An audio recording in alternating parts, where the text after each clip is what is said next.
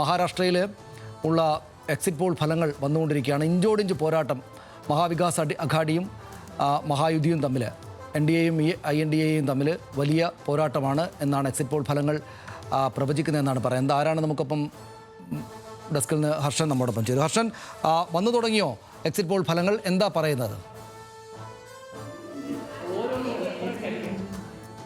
സനീഷ്, ഈ വിവിധ രാഷ്ട്രീയ പാർട്ടികളെ സംബന്ധിച്ചിടത്തോളം, മുന്നണികളെ സംബന്ധിച്ചിടത്തോളം ഏറെ നിർണായകമാണ് മഹാരാഷ്ട്രയിലെ തെരഞ്ഞെടുപ്പ്. ജാർഖണ്ഡിലെ വിവരങ്ങൾ വന്നു തുടങ്ങിയിട്ടേ ഉള്ളൂ, പക്ഷേ മഹാരാഷ്ട്രയിൽ നിന്നുള്ള എക്സിറ്റ് പോൾ ഫലങ്ങൾ വന്നു തുടങ്ങിയിരിക്കുന്നു. ഒരു തൂക്കു മന്ത്രിസഭയുടെ സാധ്യത ചില എക്സിറ്റ് പോൾ ഫലങ്ങൾ സൂചിപ്പിക്കുമ്പോൾ വീണ്ടും മഹാരാഷ്ട്രയിൽ BJP ശിവസേന സഖ്യത്തിന് വിജയമുണ്ടാകുമെന്നുള്ള പ്രവചനങ്ങളും വരുന്നുണ്ട്. പക്ഷേ അതൊരു നേരിയ മാർജിനിലായിരിക്കും ആ ഫലം ഉണ്ടാവുക എന്ന വിവരം കൂടിയാണ് പലപ്പോഴും വരുന്നത്. ഇപ്പോൾ റിപ്പബ്ലിക് ചാനലിൻ്റെ എക്സിറ്റ് പോൾ സർവേ ഫലങ്ങൾ നോക്കിയാൽ 150 മുതൽ 170 സീറ്റുകൾ വരെ മഹായുതി സഖ്യത്തിന് പറയുമ്പോൾ മഹാരാഷ്ട്ര വികാസ് അഘാഡിക്ക് 110 മുതൽ 130 സീറ്റുകൾ വരെയാണ് അവർ പ്രവചിക്കുന്നത്. ഇപ്പോൾ MNS അടക്കമുള്ള മറ്റുള്ളവർക്ക് 8 മുതൽ 10 സീറ്റുകൾ വരെ എന്നുമാണ് അവരുടെ ഒരു പ്രവചനം വന്നിരിക്കുന്നത്. എക്സിറ്റ് പോൾ ഫലങ്ങൾ വന്നിരിക്കുന്നത് വിവിധ പ്രവചനങ്ങൾ വന്നു തുടങ്ങിയിട്ടുണ്ട്. അതിൻ്റെ വിവരങ്ങളിലേക്ക് നമുക്ക് പോകാം. ഇപ്പോൾ ശ്രീജിത്ത് കൂടി ചേരുന്നുണ്ട്. ശ്രീജിത്ത്, ഇപ്പോൾ ഇതുവരെ വന്ന ഫലങ്ങൾ അനുസരിച്ച് എങ്ങനെയാണ്? മഹാരാഷ്ട്രയിൽ ഒരു തൂക്കുസഭ എന്നുള്ള ഒരു സാധ്യതയാണ് ആദ്യഘട്ടത്തിൽ വരുന്നത്. ഇതിപ്പോൾ വന്ന് തുടങ്ങുന്നേ ഉള്ളത്. മാത്രമല്ല, നമുക്ക് കൂടുതൽ വ്യക്തമാക്കണമെങ്കിൽ എത്ര ശതമാനം വോട്ടുകൾ ഓരോരുത്തർക്കും ലഭിച്ചു എന്നുള്ളത് അറിയണം. മഹാരാഷ്ട്രയിൽ പ്രത്യേകത എന്ന് വെച്ചാൽ ദളിത് മുസ്ലിം വിഭാഗങ്ങളുടെ വോട്ടുകൾ അത് സ്പ്ലിറ്റായി പോകുന്ന സാഹചര്യം കഴിഞ്ഞ കുറേ കാലമായിട്ടുണ്ട്. അത് മാത്രമല്ല, ഇത്തവണ പാർട്ടികളെല്ലാം വളരെയധികം സ്പ്ലിറ്റായി മത്സരിച്ച സാഹചര്യമാണുള്ളത്. അതുകൊണ്ട് തന്നെ എന്തായാലും ഒരു നേരിയ ഒരു ഭൂരിപക്ഷത്തിൽ മാത്രമായിരിക്കും ആര് വന്നാലും. അത് BJP അല്ലെങ്കിൽ NDA അല്ലെങ്കിൽ മഹായുതി സഖ്യത്തിനുള്ളൊരു മുൻതൂക്കമാണ് ഈ നിലവിൽ എല്ലാവരും പ്രവചിക്കുന്നത്. സി വോട്ടർ ആയാലും ഭാരത് ന്യൂസും ഒക്കെ ഇപ്പോൾ ആ രൂപത്തിലാണ് വന്നുകൊണ്ടിരിക്കുന്നത്. ഏറ്റവും ആദ്യം വന്നത് ടൈംസ് നൗവിൻ്റെയും അതോടൊപ്പം തന്നെ റിപ്പബ്ലിക്കിൻ്റെയുമാണ്. തീർച്ചയായും ഈ കണക്കിലാണ് സീറ്റുകൾ വരുന്നതെങ്കിൽ മിക്കവാറും ഈ പറയുന്ന മറ്റുള്ളവർ നിർണായകമാകാനുള്ള സാധ്യത കൂടിയില്ലേ? ഒരു തൂക്ക് മന്ത്രിസഭയാണ് വരുന്നതെങ്കിൽ MNSനൊക്കെ ചിലപ്പോൾ റോള് കിട്ടിയേക്കും. തീർച്ചയായും വലിയ റോള് വരും. അത് മാത്രമല്ല, ഈ AIM പോലെയുള്ള മുസ്ലിം ദളിത് വോട്ടുകൾ പിടിക്കുന്ന പാർട്ടികളുടെ റോള് വളരെ നിർണായകമാണ്. അവർ ആർക്കൊപ്പം നിൽക്കുന്നുള്ളത് വളരെ നിർണായകമാണ്. ഈ BJP ഏറ്റവും വലിയ ഒറ്റക്കക്ഷിയാകുമെന്നുള്ള പ്രവചനം ഇന്ന് വന്നാൽ അത് ഇന്നു മുതൽ തന്നെ ആളുകളെ പിടിക്കാനുള്ള ശ്രമം കൂടി നടക്കുന്നുള്ളതാണ്. നമ്മളത് കണ്ടിട്ടുള്ളതാണ് പല നിയമസഭാ തെരഞ്ഞെടുപ്പുകളിലും. എങ്ങനെയാണ് ഈ BJP ഏറ്റവും വലിയ ഒറ്റക്കക്ഷിയായി കഴിഞ്ഞാൽ സ്വാഭാവികമായും ആ സഖ്യത്തിന് അവിടെ, അല്ലെങ്കിൽ BJP നേതൃത്വം നൽകുന്ന സഖ്യത്തിന് അവിടെ സർക്കാർ രൂപീകരിക്കാൻ കഴിയുമെന്നുള്ള കാഴ്ച നമ്മൾ തുടർച്ചയായി കണ്ടുവരുന്നതാണ്. അതുകൊണ്ട് തന്നെ മഹാരാഷ്ട്രയിൽ ഒരുപക്ഷെ ഈ മഹായുതി സഖ്യത്തിൻ്റെ തന്നെ അവർക്ക് തന്നെ സർക്കാർ രൂപീകരിക്കാവുന്ന ഒരു സാധ്യതയാണ് മുന്നിൽ തെളിയുന്നതെന്നാണ് എക്സിറ്റ് പോൾ ഫലങ്ങൾ സൂചിപ്പിക്കുന്നത്. മാത്രമല്ല, ഈ അവിടുത്തെ പോളിംഗ് പെർസെൻറ്റേജ് നേരിയ തോതിൽ വർദ്ധിക്കാനുള്ള സാധ്യതയും നമ്മൾ ഇപ്പോൾ കണക്കുകൾ നോക്കുമ്പോൾ കാണുന്നുണ്ട്. കഴിഞ്ഞ തവണ 61% ഒരുപക്ഷെ ഇപ്പോൾ അന്തിമ കണക്കുകൾ വന്നിട്ടില്ല, അതിന് മുകളിലേക്ക് പോകും എന്ന് തന്നെയാണ് നമുക്ക് വ്യക്തമായ സൂചന ലഭിക്കുന്നത്. മുംബൈ നഗരം മാത്രം എടുത്താൽ കഴിഞ്ഞ തവണ 50% പോളിംഗ് നടന്ന സ്ഥലത്ത് അതിന് മുകളിലേക്ക് ഇപ്പോൾ തന്നെ എത്തിയിട്ടുണ്ട് എന്നും വ്യക്തമാണ്. അതുകൊണ്ട് തന്നെ ആളുകൾ കഴിഞ്ഞ തവണത്തേക്കാൾ ആവേശത്തോടെ വോട്ട് രേഖപ്പെടുത്തിയിട്ടുണ്ട്. അതിലൊരു പ്രധാനപ്പെട്ട കാരണം ഈ പ്രചാരണത്തിലെ പ്രത്യേകതകൾ കൂടിയായിരിക്കുമെന്നാണ് കരുതുന്നത്. കാരണം സ്വന്തം ശക്തി തെളിയിക്കാൻ വിവിധ ഈ മുറിഞ്ഞു മാറിയ കഷണങ്ങളെല്ലാം അങ്ങേയറ്റം ആവേശത്തോടെ പ്രചാരണ രംഗത്ത് സജീവമായിരുന്നു. അതുകൊണ്ടൊക്കെ തന്നെയായിരിക്കാം. ഇപ്പോൾ സനോജ് കൂടി ചേരുന്നുണ്ട്. സനോജ്, ഈ അങ്ങനെ ഒരു വലിയ ശ്രമം നടന്നിട്ടുണ്ടാവുമല്ലേ? എല്ലാവരും പരമാവധി വോട്ടർമാരെ പോളിംഗ് ബൂത്തിലേക്ക് എത്തിക്കാനുള്ള ഒരു ശ്രമം നടന്നിട്ടുണ്ടാവും. അതുകൊണ്ടായിരിക്കും നേരിയ തോതിലെങ്കിലും പോളിംഗ് ശതമാനവും വർദ്ധിച്ചിട്ടുണ്ടാവുക. തീർച്ചയായിട്ടും രണ്ട് കാര്യങ്ങളാണ്. അതായത് ഒന്ന്, നമ്മൾ നേരത്തെ പറഞ്ഞ, അതായത് BJPയെ സംബന്ധിച്ചിടത്തോളം അവരെല്ലാ സംസ്ഥാനങ്ങളുടെ രാഷ്ട്രീയത്തിലും ശ്രദ്ധിച്ചാൽ അറിയാം, അവർ സഖ്യവുമായി മത്സരിക്കുന്നതിന് ശേഷമുള്ള അടുത്ത തെരഞ്ഞെടുപ്പിൽ അവർ സ്വന്തം നിലയ്ക്ക് ഗെയിൻ ചെയ്യാനുള്ള നീക്കമാണ് എല്ലാ സംസ്ഥാനങ്ങളിലും നടത്തുക. അത് ഇത്തവണ പ്രകടമാവാൻ സാധ്യതയുണ്ട്. അതിന് കാരണം എന്താണെന്ന് വെച്ചാൽ അവർക്ക് NCPയിൽ പിളർപ്പുണ്ടാക്കാൻ സാധിച്ചു എന്നുള്ളതാണ്. മറ്റൊന്ന്, ശിവസേനയിൽ പിളർപ്പുണ്ടാക്കാൻ സാധിച്ചിട്ടുണ്ട്. ഈ രണ്ട് ഘടകങ്ങൾ, രണ്ട് അവാന്തര വിഭാഗങ്ങളെയും ഉപയോഗിച്ചുകൊണ്ട് മറ്റൊരു സർക്കാർ ഉണ്ടാക്കിയാണല്ലോ നേരത്തെ ചെയ്തത്. 4 പ്രമുഖ നേതാക്കന്മാരുടെ ഭാവി നിർണ്ണയിക്കുന്ന തെരഞ്ഞെടുപ്പ് കൂടിയാണ്. ഒരുപക്ഷെ 4-ൽ കൂടുതൽ അല്ലേ? തീർച്ചയായിട്ടും. പ്രത്യേകിച്ച് ഉദ്ധവിനെ സംബന്ധിച്ചിടത്തോളം നിലനിൽപ്പിന്റെ ഒരു വലിയ പ്രശ്നം നിലനിൽക്കുകയാണ്. പഴയ ബാൽ താക്കറെയുടെ അവസ്ഥയിലല്ല ഇപ്പൊ നിൽക്കുന്നത്. മറ്റൊന്ന്, തുടക്കത്തിൽ പണ്ട് MNS വലിയ ഒരു മൂവ്മെന്റ് ഉണ്ടാക്കിയെങ്കിലും രാജ് താക്കറെ ഇന്ന് അപ്രസക്തനാണ്. അപ്പോൾ ഉദ്ധവിനെ സംബന്ധിച്ച് നിലനിൽപ്പിന്റെ പ്രശ്നമുണ്ട്. പക്ഷെ ഉദ്ധവിൽ നിന്ന് ഷിൻഡെ ഒരു പക്ഷത്തെ അടർത്തി മാറ്റിയിട്ട് അവർ സർക്കാർ ഉണ്ടാക്കി. ഒപ്പം ശരത് പവാറിൽ നിന്ന് അജിത് പവാറിനെ കൊണ്ടുപോയി മറ്റൊരു സർക്കാർ ഉണ്ടാക്കി. അതേസമയം ഈ രണ്ട് ഘടകകക്ഷികളും BJPക്ക് മുകളിലേക്ക് വരുന്നത് BJPക്ക് താല്പര്യം ഉണ്ടാവില്ല. ആ രീതിയിൽ ഒറ്റയ്ക്ക് കൂടുതൽ സീറ്റുകൾ ഗെയിൻ ചെയ്യാനുള്ള സ്ട്രാറ്റജി അവർ അതിനുള്ളിൽ ചെയ്തിട്ടുണ്ട്. പക്ഷേ ശിവസേന ഷിൻഡെ വിഭാഗത്തിന് ഒരു പരിധി വരെ പെർഫോം ചെയ്യാൻ കഴിഞ്ഞാൽ മാത്രമല്ല ഇപ്പം നമ്മൾ ലഭിക്കുന്ന ഈ എക്സിറ്റ് പോൾ ഫലങ്ങൾ അനുസരിച്ച് നോക്കിയാൽ നേരിയ ഭൂരിപക്ഷത്തിനായിരിക്കും ആ സർക്കാർ അധികാരത്തിൽ വരിക. അങ്ങനെയാണെങ്കിൽ ഷിൻഡെക്ക് വീണ്ടും മേൽക്കൈ ലഭിക്കാനല്ലേ സാധ്യത? ഷിൻഡെക്ക് മേൽക്കൈ ലഭിക്കും. മറ്റൊന്ന്, അജിത് പവാർ അവസാന ദിവസങ്ങളിൽ പറഞ്ഞ ചില പ്രസ്താവനകൾ വളരെ ശ്രദ്ധാപൂർവ്വം നോക്കണം. അതായത് ശരത് പവാറിനെ നേരത്തെ ആക്രമിക്കുന്ന സാഹചര്യത്തിൽ നിന്ന് അജിത് പവാർ സ്റ്റെപ്പ് ബാക്ക് ചെയ്യുന്ന ഒരു സാഹചര്യം വരുന്നുണ്ട്. അതായത് ബാരാമതിയിൽ നടക്കുന്ന മത്സരത്തെക്കുറിച്ച് പോലും അദ്ദേഹം പറഞ്ഞ കുടുംബത്തിലെ പോരാട്ടത്തെ, ഇപ്പോൾ യോഗേന്ദ്ര പവാറിനെ പോലെ ഒരാളെ സ്വന്തം സഹോദരന്റെ മകനെ മത്സരിപ്പിക്കുന്ന രീതിയിലേക്ക് വന്ന സമയത്തും ഉൾപ്പെടെ അദ്ദേഹം യോഗി ആദിത്യനാഥ് ഉൾപ്പെടെയുള്ളവരെ NCP മത്സരിക്കുന്ന മണ്ഡലങ്ങളിൽ പ്രചരണത്തിന് വേണ്ട എന്ന് അജിത് പവാർ പറയുകയാണ്. അതായത് NDAയുടെ ഈ പറയുന്ന മഹായുതി സഖ്യത്തിന്റെ ഒരു ഘടകകക്ഷിയായിട്ടുള്ള അജിത് പവാറിന്റെ പാർട്ടി പറയുകയാണ് BJPയുടെ പ്രധാനപ്പെട്ട നേതാക്കൾ NCPയുടെ മണ്ഡലങ്ങളിലേക്ക് പ്രചരണത്തിന് വരേണ്ടതില്ല. അതിനർത്ഥം ഇത് അവർക്ക് ലഭിക്കാനിടയുള്ള മുസ്ലിം വോട്ടുകളിൽ ചേരിതിരിവുണ്ടാക്കുമെന്ന് അജിത് പവാർ ഭയപ്പെടുന്നുണ്ട്. ഇതേ അജിത് പവാർ ഈ പറയുന്ന രീതിയിൽ ഒരു തൂക്കു മന്ത്രിസഭയിലേക്ക് വന്നാൽ എന്ത് നിലപാടെടുക്കും എന്നുള്ളതും കൂടെ പ്രസക്തമാണ്. മാത്രമല്ല ഈ അന്തിമഘട്ടത്തിൽ ഈ മദ്രസാധ്യാപകരുടെ ശമ്പളം വർദ്ധിപ്പിച്ചതടക്കം സ്വീകരിച്ച സമീപനങ്ങൾ ഒരുപക്ഷെ ഇന്ത്യയിൽ മറ്റൊരിടത്തും BJP സ്വീകരിക്കാത്ത തരത്തിലുള്ള കൗതുകകരമായ സമീപനങ്ങളായിരുന്നു.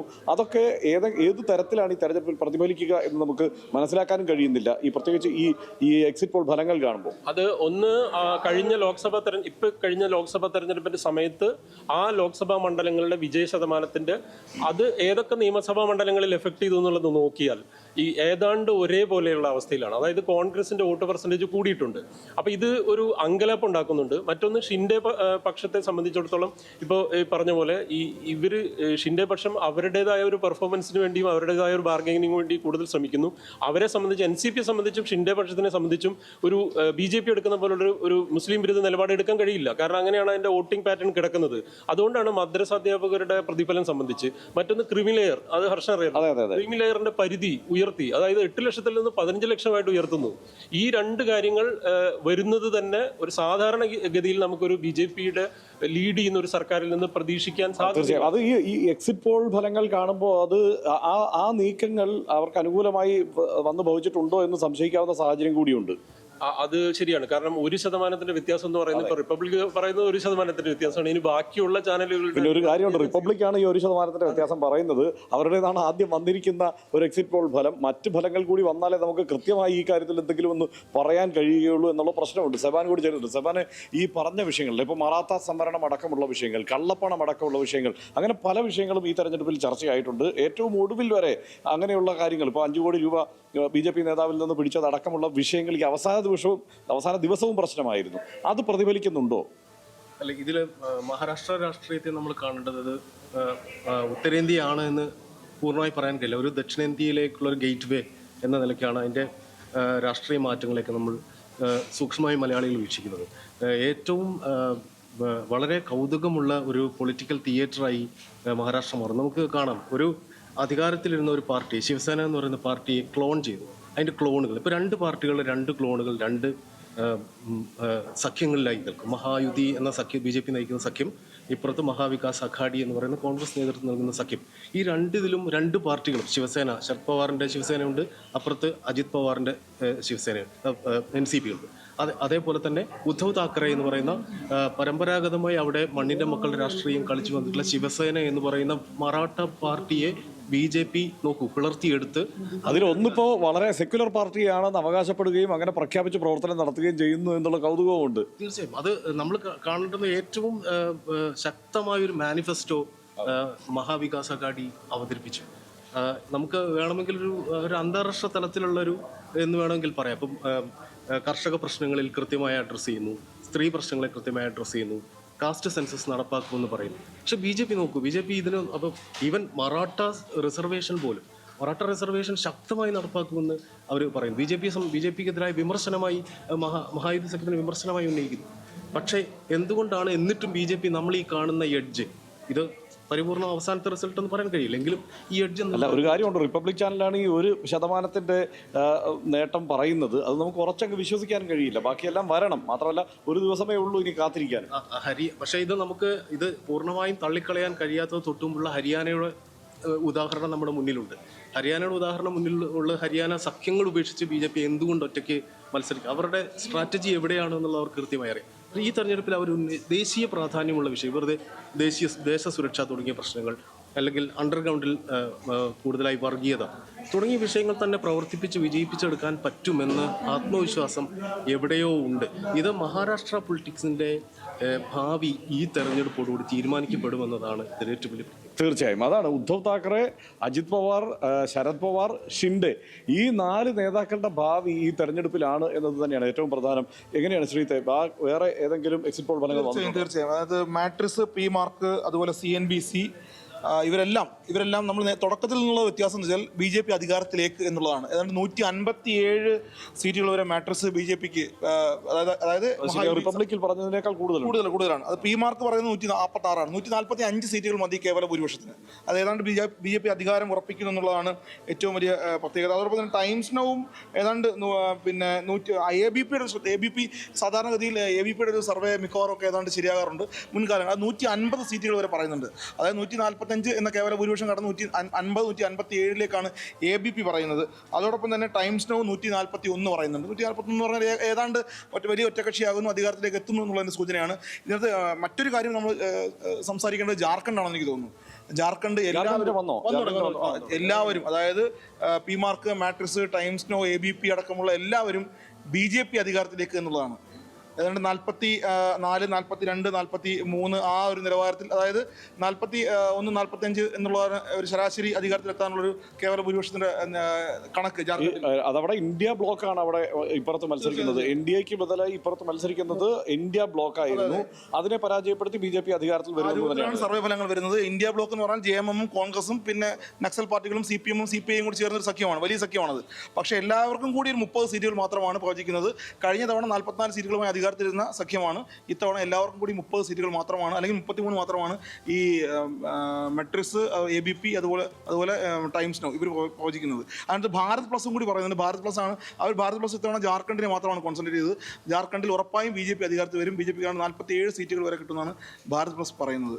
എന്തായാലും പ്രതിപക്ഷത്തിന് 30 സീറ്റുകൾക്ക് വരെ പരമാവധി നേടാൻ കഴിയും എന്നുള്ളതുമാണ് പറയുന്നത്. സനോജ്, അതിനകത്തൊരു പ്രധാനപ്പെട്ട കാര്യമുണ്ട്. ഈ പറഞ്ഞു വന്ന ഈ രാഷ്ട്രീയം, അതായത് നമ്മൾ ഈ കഴിഞ്ഞത് ഇന്നിപ്പോൾ നമ്മൾ ഒരു വാർത്ത റിപ്പോർട്ട് ചെയ്തിട്ടുണ്ടായിരുന്നു അവിടുത്തെ ഈ വിദ്വേഷ പ്രചാരണത്തെക്കുറിച്ച്, അല്ലേ? അത് അവിടെ ഏറ്റു എന്ന് കരുതാവുന്ന തരത്തിലാണോ ഇപ്പോൾ ഈ അവിടെ നിന്നുള്ള എക്സിറ്റ് പോൾ ഫലങ്ങൾ? അല്ല, അത് ഹേമന്ത് സോറൻ കഴിഞ്ഞ 2 ദിവസം മുമ്പ് ഹേമന്ത് സോറൻ ടെലഗ്രാഫിന് കൊടുത്ത ഇന്റർവ്യൂവിൽ കൃത്യമായി പറയുന്നു 500 കോടി രൂപ BJP ഈ പ്രചരണത്തിന്റെ ക്യാമ്പയിനുകൾ, അതായത് ഹെയ്റ്റ് പൊളിറ്റിക്സിന് വേണ്ടി മാത്രമായി ചെലവഴിച്ചു എന്നൊരു ആരോപണം ഹേമന്ത് സോറൻ. സത്യത്തിൽ അത് പേടിപ്പെടുത്തുന്ന ഒരു വീഡിയോയാണ് ഇന്ന് നമ്മൾ കണ്ടത് കേട്ടോ. കാരണം ഈ റോഹിംഗ്യൻ അഭയാർത്ഥികളുടെ വരവിനെ കുറിച്ച് എക്സാജറേറ്റ് ചെയ്തെന്നല്ല, ഒരു തരത്തിലും നമുക്ക് ചിന്തിക്കാൻ പോലും കഴിയാത്ത തരത്തിലുള്ള ഒരു പ്രചാരണം അവിടെ നടന്നു. തീർച്ചയായിട്ടും അത് കുറെ നാളുകളായിട്ട്, അതായത് ഇവര് ജാർഖണ്ഡ് പിടിക്കുക എന്നുള്ളത്, അതായത് 2014 തെരഞ്ഞെടുപ്പ് BJPക്ക് മേൽക്കൈ ഉണ്ടാവുകയും 2019 JMM വരികയും ചെയ്യുന്ന ഒരു സാഹചര്യം ഉണ്ടാവുന്നു. നേരെ തിരിച്ച് കൊണ്ടുവരാൻ വേണ്ടി അവർ ചെയ്ത ഒരു പ്രധാനപ്പെട്ട കാര്യം ഇതിന്, അതായത് വികസനത്തിനെ കുറിച്ച് പറയുന്നതിന് വേണ്ടി ശിവരാജ് സിംഗ് ചൗഹാനെ പോലെ ഒരാളെ നിരീക്ഷകനായിട്ട് സംസ്ഥാനത്തിന്റെ ചുമതലയിലേക്ക് കൊണ്ടുവരുന്നു തെരഞ്ഞെടുപ്പിനെ സംബന്ധിച്ച്.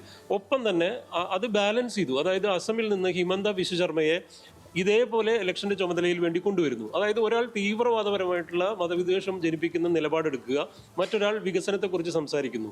ഇത് ബ്ലെൻഡ് ചെയ്തുകൊണ്ടുള്ള ഒരു പ്രചരണം BJP വളരെ ശക്തമായിട്ട് ജാർഖണ്ഡിൽ നടത്തി. മറ്റൊന്ന്, ഹേമന്ത് സോറൻ ജയിലിലേക്ക് പോയതിന്റെ കാരണം എന്താണ് എന്നുള്ളത് സംബന്ധിച്ച് വലിയ രീതിയിൽ അഴിമതിയാണ്, അല്ലെങ്കിൽ ഖനി ഉടമകളുമായിട്ടുള്ള നെക്സസ് ആണ് എന്നുള്ള രീതിയിൽ പ്രചരിപ്പിച്ചു.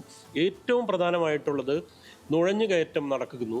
ആദിവാസി മേഖലകളിൽ മുസ്ലിം വിഭാഗങ്ങൾ വരികയും അവിടെ വിവാഹം കഴിച്ച് അവരുടെ ഭൂമി തട്ടിയെടുക്കുകയും അവരുടെ വെൽഫെയറിന്റെ പാർട്ടിസിപ്പേഷനിലേക്ക് കയറി വരികയും ചെയ്യുന്നു എന്നുള്ള വ്യാപകമായ പ്രചരണം. അതിൽ ഏറ്റവും കൗതുകകരമായ കാര്യം, 2 സ്റ്റേറ്റിലാണ് ഈ തെരഞ്ഞെടുപ്പ് നടക്കുന്നത്.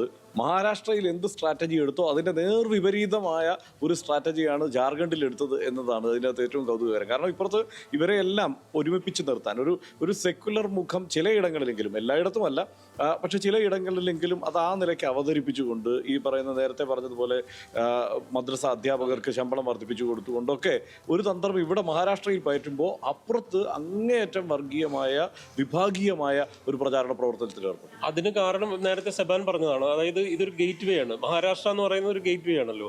അപ്പോൾ അതുകൊണ്ട് അവിടെ നമുക്ക് നോർത്തിലെ പൂർണ്ണമായിട്ടുള്ള ആ രീതിയിൽ ഒരു കമ്മ്യൂണൽ ഡിവൈഡ്, ഒരു ഡിവിസീവ് പൊളിറ്റിക്സ് കളിക്കാൻ പറ്റില്ല.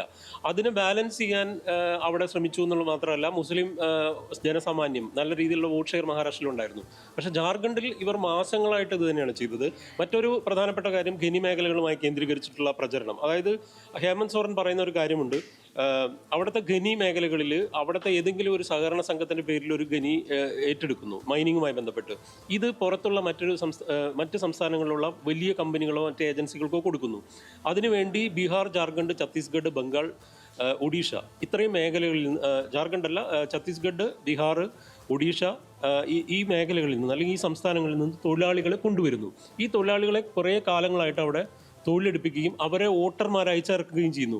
ഈ രീതിയിൽ ഇപ്പോൾ ഏറ്റവും വലിയ ഉദാഹരണം എന്ന് പറയുന്നത് ഛോട്ടാ നാഗ്പൂർ പോലുള്ള സ്ഥലങ്ങൾ, അതുപോലെ സന്താൾ പർഗാനാസ് എന്ന് പറയുന്നത് അവിടുത്തെ ഒരു ട്രൈബൽ ബെൽറ്റാണ്. അപ്പോൾ ഛോട്ടാ നാഗ്പൂരിലൊക്കെ ചെയ്തത് എന്താ വെച്ചാൽ ഹിന്ദി, അതായത് ജാർഖണ്ഡിൻ്റെ ഒരു ഗോത്ര വികാരത്തിനപ്പുറത്തേക്ക് മറ്റ് സംസ്ഥാനങ്ങളിൽ നിന്നുള്ള ഹിന്ദി ബെൽറ്റിൽ നിന്നുള്ള തൊഴിലാളികളെ കൊണ്ടുവന്ന് അവരുടെ ഒരു വിഭാഗമായി മാറ്റുന്നു. അപ്പോൾ ഒരു പ്രത്യേകത എന്താണെന്ന് വെച്ചാൽ BJPയുടെ വോട്ട് ബാങ്കിനെ ശക്തിപ്പെടുത്താൻ വേണ്ടി ഈ പറയുന്ന ഹിന്ദി ബെൽറ്റിലുള്ള ഈ തൊഴിലാളികളുടെ വോട്ട് ചേർത്ത് അവരെ അവിടേക്ക് എത്തിക്കുന്ന രീതിയിൽ വലിയ സ്ട്രാറ്റജി. ഇപ്പുറത്തെ ട്രൈബൽസിന് വേണ്ടിയിട്ട് പ്രത്യേക നിയമം കൊണ്ടുവരുമെന്നും അവർക്ക് വേണ്ടിയിട്ട് അവരുടെ ഈ ഭൂമി സംരക്ഷിക്കുന്നതിനും വീടുകൾക്ക് വേണ്ടിയുള്ള പ്രത്യേക പദ്ധതി, അങ്ങനെയൊക്കെ വാഗ്ദാനങ്ങളുടെ പെരുമഴ വേറെ ഉണ്ടായിരുന്നു. പക്ഷെ അതിനകത്ത് ഏറ്റവും കൗതുകരമായ കാര്യം എന്ന് പറയുന്നത് ഇപ്പൊ സർണ എന്ന് പറയുന്ന ഇവരുടെ, അതായത് ഗോത്രത്തിന്റെ തനിമ നിലനിർത്തുന്ന ഒരു മതമായിട്ട് അതിനെ പ്രഖ്യാപിക്കുക എന്ന് പറയുന്ന രീതിയിൽ ഗോത്ര സംഘടനകൾ കാലങ്ങളായിട്ട് പറയുന്നതാണ്. ഇത് BJP അംഗീകരിച്ചിട്ടേ ഇല്ല. ഒരു കാലത്തും അംഗീകരിച്ചില്ല. കാരണം ഈ വനവാസി എന്ന പ്രയോഗം പോലും അത്ര സൂക്ഷ്മമായി പ്രയോഗിക്കുന്നത് ഇതൊന്നും ഒരു തരത്തിലും അംഗീകരിക്കാൻ കഴിയില്ല, പ്രത്യേക ജനതയെ അംഗീകരിക്കാൻ കഴിയില്ല എന്നുള്ള നിലപാട് കൊണ്ടാണ്. പക്ഷേ അതെ, അതിൽ ഹേമന്ത് സോറനെതിരെ ബർഹയത്തിൽ മത്സരിക്കുന്ന സ്ഥാനാർത്ഥി തന്നെ നോക്കിയാൽ അറിയാം. സെബാൻ ഞങ്ങൾ സംസാരിച്ചാണ്. അതായത് AJSUവിൻ്റെ ആൾ ജാർഖണ്ഡ് സ്റ്റുഡൻസ് യൂണിയന്റെ പഴയ നേതാവ് ഹെബ്രോമിനെ കൊണ്ടുവരുന്നു. ഹെബ്രോമിന്റെ പ്രത്യേകത ഒരു ക്രിസ്ത്യൻ ട്രൈബൽ ഇതിൽ നിന്ന് വരുന്ന ഒരാളാണ്. പക്ഷെ പുള്ളി ഒരു പൂർണ്ണമായിട്ടുള്ള വേറെ തരത്തിലുള്ള ഒരു ഹിന്ദുത്വൈസേഷൻ സംഭവിച്ചിട്ടാണ് വരുന്നത്. അതായത് ഖർവാപ്സിയുടെ സമയത്ത് അല്ലെങ്കിൽ വനവാസി കല്യാണവുമായിട്ടൊക്കെ ബന്ധപ്പെട്ട് പ്രവർത്തിക്കുന്ന ഒരാളെ കൊണ്ടുവന്നിട്ട് ഹേമന്ത് സോറനെതിരെ മത്സരിപ്പിച്ചിട്ടുണ്ട് ഇത്തവണ. അത് പല രീതിയിൽ അവരതിനെ കണക്ക് കൂട്ടുന്നത്. ഒന്ന് BJPയുടെ വോട്ട് ബാങ്ക്, മറ്റൊന്ന് സ്റ്റുഡൻസ് യൂണിയൻ എന്നുള്ള ആ പാർട്ടി. അതൊരു പാർട്ടിയാണ്, സ്റ്റുഡൻസ് യൂണിയൻ ഒന്നുമല്ല. പക്ഷേ ഓൾ ജാർഖണ്ഡ് സ്റ്റുഡൻസ് യൂണിയൻ്റെ വലിയ രീതിയിൽ അവിടുത്തെ പ്രാദേശിക മേഖലയിൽ സ്വാധീനമുള്ള ഈ രണ്ട് വിഭാഗത്തിൻ്റെ വോട്ടിനെ ബ്ലെൻഡ് ചെയ്യാൻ സാധിക്കുമോ എന്നുള്ള ഒരു പ്രധാനപ്പെട്ട കാര്യം. അവിടെ ഇതേ സമയം വേറെ കുറേ പ്രശ്നങ്ങൾ നടക്കുന്നുണ്ട് ആദിവാസികളെ സംബന്ധിച്ച്. ഇപ്പം ഉദാഹരണത്തിന് നേരത്തെ പറഞ്ഞ അവരുടെ വെൽഫെയറുമായി ബന്ധപ്പെട്ട് കാര്യമായ പ്രവർത്തനങ്ങളില്ല. കാരണം അതൊരു ഗോത്ര സംസ്ഥാനമാണ്. അതായത് രഘുവർദാസിനെ പോലെ ഒരൊറ്റ BJPയുടെ മുഖ്യമന്ത്രി ഒഴികെ എല്ലാവരും ട്രൈബൽ മേഖലയിൽ നിന്ന് മുഖ്യമന്ത്രിയായവരാണ്.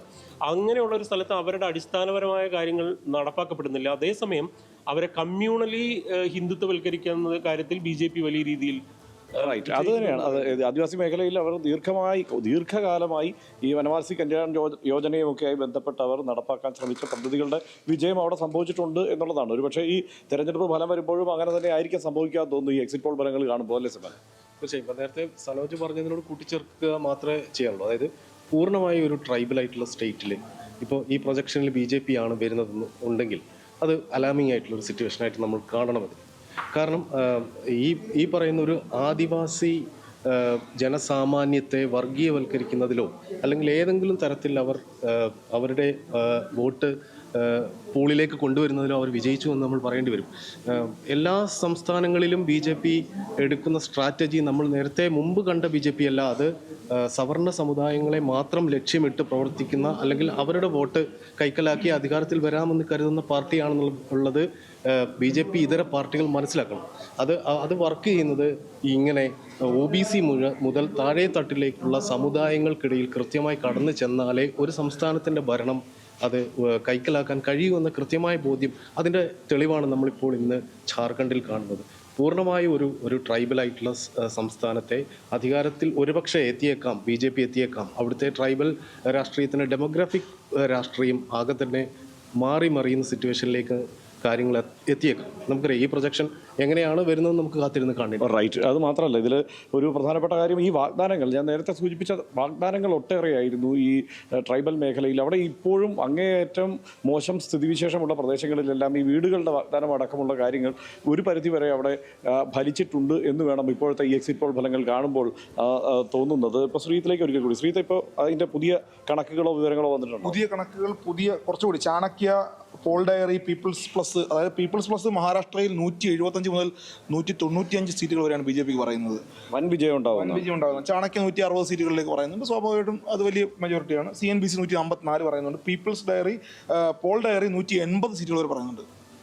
150 സീറ്റിന് ഒരു പക്ഷേ ഈ അടുത്ത സമീപകാലത്ത് 20 വർഷക്കാലത്തിനിടയിൽ വലിയ മെജോറിറ്റി ആയിരിക്കും സീറ്റുകളായിരിക്കും ലഭിക്കാൻ പോകുന്നത് മഹാരാഷ്ട്രയിൽ.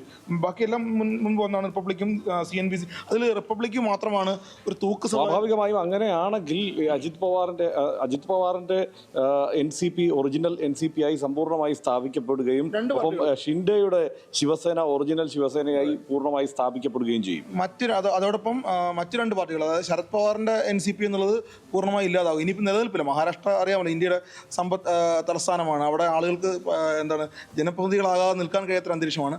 സ്വാഭാവികമായും ഈ രണ്ട് ഘടകങ്ങളും അതിൻ്റെ ഒറിജിനൽ ഘടകത്തിലേക്ക് പോവുകയും ഒരുപക്ഷെ സീറ്റുകളുടെ എണ്ണം കൂടുകയും ചെയ്യും. ഇവിടെ ജയിച്ചാൽ അങ്ങോട്ട് പോകും. കാരണം ആരാണ് അധികാരത്തിലുള്ളത്, അങ്ങനെ ഒരു സാഹചര്യമാണ് മഹാരാഷ്ട്രയിലുള്ളത്. അത് തന്നെയാണ് കാരണം ഈ BJP ഉയർത്തിയ, നേരത്തെ സനോജ് സൂചിപ്പിച്ച പോലെ ഉയർത്തിയ മുദ്രാവാക്യങ്ങൾ അല്ലെങ്കിൽ അവർ വെച്ച കാര്യങ്ങളൊക്കെ ജനങ്ങൾ സ്വീകരിച്ചു എന്നുള്ളത് വേണം കാണാൻ. കാരണം സ്ത്രീകളെയായിരുന്നു അവർ ഏറ്റവും കൂടുതൽ ലക്ഷ്യമിട്ടിരുന്നത്. സ്ത്രീകൾക്കായിട്ട് അവർ പ്രഖ്യാപിച്ച, അതായത് 1500 വരെ മാസം, 25 വയസ്സ് മുതൽ 60 വയസ്സ് വരെയുള്ള സ്ത്രീകൾക്ക് 1500 വരെ മാസം കൊടുക്കാം എന്നുള്ളൊരു വാഗ്ദാനം തെരഞ്ഞെടുപ്പ് പ്രകടന പദ്ധതിയിൽ പറഞ്ഞിരുന്നു. അതൊരു വലിയ വാഗ്ദാനമായിട്ട് ജനങ്ങൾ സ്വീകരിച്ചു. ജാർഖണ്ഡിലും അത് തന്നെയാണ്. ജാർഖണ്ഡിലും സമാനമായ 1000 രൂപ വരെയാണ് BJP വാഗ്ദാനം ചെയ്തിരുന്നത്. അതിനെ മറികടക്കാൻ JMM വാഗ്ദാനം നൽകിയെങ്കിലും പക്ഷേ BJPയുടെ വാഗ്ദാനമാണ് ജനങ്ങൾ സ്വീകരിച്ചതെന്ന് വേണം മനസ്സിലാക്കുക. പക്ഷേ എന്നാലും 30 സീറ്റ് വരെ ഈ JMM അടക്കമുള്ള കക്ഷികൾ ഇന്ത്യ ബ്ലോക്ക് നേടും എന്ന് പറയുമ്പോൾ അങ്ങനെ തീരെ പിന്നോട്ട് പോയിട്ടില്ല എന്ന് വേണം ജാർഖണ്ഡിൽ കരുതാൻ. പക്ഷേ മഹാരാഷ്ട്രയിൽ അങ്ങനെയല്ല. മഹാരാഷ്ട്രയിൽ ഈ പറയുന്ന കണക്ക് ആണ് കാര്യങ്ങൾ സംഭവിക്കുന്നതെങ്കിൽ അവരുടെ വാഗ്ദാനങ്ങളെല്ലാം ക്ലച്ച് പിടിച്ചു എന്ന് വേണം കരുതാൻ. നേരത്തെയും ഈ രാഷ്ട്രീയ നിരീക്ഷകരെല്ലാം ചർച്ച ചെയ്തിരുന്നതാണ്. പ്രധാന സഫോളജിസ്റ്റുകളൊക്കെ പറഞ്ഞു വന്ന ഒരു പ്രധാനപ്പെട്ട കാര്യം എന്ന് പറയുന്നത് ഈ സ്ത്രീകൾക്ക് വേണ്ടിയുള്ള പ്രത്യേക പദ്ധതികൾ, ഒപ്പം ഈ മതന്യൂനപക്ഷങ്ങളെ ഒപ്പം നിർത്താൻ വേണ്ടി, OBCയെ ഒപ്പം നിർത്താൻ വേണ്ടിയൊക്കെ പ്രഖ്യാപിച്ച പദ്ധതികൾ ഫലം കാണുന്നു എന്ന് വേണം. അല്ലെങ്കിൽ ഈ എക്സിറ്റ് പോൾ ഫലങ്ങൾ അനുസരിച്ചാണ് അന്തിമ ഫലം വരുന്നതെങ്കിൽ, അത് നമുക്കിപ്പോൾ ഉറപ്പിക്കാറായിട്ടില്ലല്ലോ, പക്ഷേ അന്തിമ ഫലം വരുന്നതെങ്കിൽ അത് ഫലം കണ്ടു എന്ന് വേണം കരുതാൻ. സനീഷ്, അതാണ് ഹർഷൻ. നമുക്ക് പാലക്കാടേക്ക് കൂടെ പോകേണ്ടതുകൊണ്ട് എക്സിറ്റ് പോൾ ഫലങ്ങൾ വന്നുകൊണ്ടേയിരിക്കുകയാണ്. അതിനകത്ത് ഈ പറയുന്ന പോലെ രാജ്യത്തെ ഏറ്റവും വലിയ രണ്ടാമത്തെ സംസ്ഥാനമാണ് മഹാരാഷ്ട്ര. അവിടുത്തെ ദേശീയ രാഷ്ട്രീയത്തിലെ രണ്ട് പ്രധാനപ്പെട്ട കക്ഷികൾ കോൺഗ്രസും BJPയും അവർ നയിക്കുന്ന ത്രികക്ഷി സഖ്യമാണ് മഹായുതിയും മഹാവികാസ് അഘാഡിയും. സഖ്യങ്ങളുടെ നിലനിൽപ്പ് നിർണ്ണയിക്കപ്പെടുന്നു എന്നുള്ളതിനൊപ്പം തന്നെ പാർട്ടികളുടെ ഒപ്പം നേതാക്കന്മാരുടെ നിലനിൽപ്പ്. അതായത് ഒന്ന് പ്രധാനപ്പെട്ട രണ്ട് ദേശീയ പാർട്ടികൾ, പ്രാദേശികമായിട്ട് വലിയ ശക്തിയുള്ള പാർട്ടികളുടെ രണ്ട് പിളർപ്പുകൾ. അപ്പോൾ അതീവ രസകരമായിട്ടുള്ളൊരു തെരഞ്ഞെടുപ്പാണ് മഹാരാഷ്ട്രയിൽ നടക്കുന്നത്. പക്ഷേ ഇപ്പോൾ ഹർഷനും ശ്രീത്തും സെബാനും സനോജും എല്ലാം തന്ന വിവരങ്ങൾ അനുസരിച്ചാണെങ്കിൽ പ്രത്യേകിച്ചും അവസാനമാകുമ്പോഴേക്ക് ഇഞ്ചോടിഞ്ച് പോരാട്ടമാണ് മഹാരാഷ്ട്രയിൽ എന്ന് പറയുമ്പോൾ, പക്ഷേ ഒടുവിലെത്തുമ്പോഴേക്ക് BJP സഖ്യത്തിന് മുൻതൂക്കം പ്രവചിക്കുന്ന എക്സിറ്റ് പോൾ ഫലങ്ങളാണ് വന്നുകൊണ്ടിരിക്കുന്നതെന്ന് തോന്നുന്നു. ജാർഖണ്ഡിൽ നേരിട്ട് തന്നെ വിശ്വസിക്കാൻ പറ്റില്ല, പക്ഷേ എക്സിറ്റ് പോൾ ഫലങ്ങൾ ഗൗരവതരമാണ്.